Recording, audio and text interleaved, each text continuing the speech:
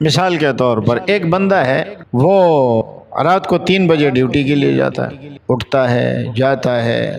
یہ کام آسان ہے یا دشوار ہے؟ دشوار ہے نا، لیکن وہ جا رہا ہے، بڑے شوق سے جا رہا ہے۔ کیوں جا رہا ہے؟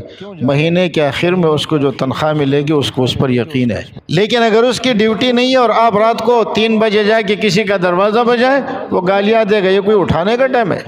جس چیز پر آپ کو کوئی بدلہ مل رہا ہے اور وہ بدلہ بھی یقینی ہے، تو راتوں کو اٹھنا بھی آسان ہو جاتا ہے، روزے رکھنا بھی آسان ہو جاتا ہے، سحری افطاری بھی آسان ہو جاتی ہے، تراویح میں کھڑا ہونا بھی آسان ہو جاتا ہے، اس لیے کہ اس کو بدلے کی امید نہیں بلکہ یقین ہے۔ مسلمان تو رمضان کے لیے پہلے سے تیاری کرتے، خوش ہوتے ہیں۔ ملحد کو فکر لگی ہوئی ہے، کہتے ہیں دشوار ہے۔ وہ دشوار نہیں ہے، لیکن دشوار کیوں لگ رہا ہے؟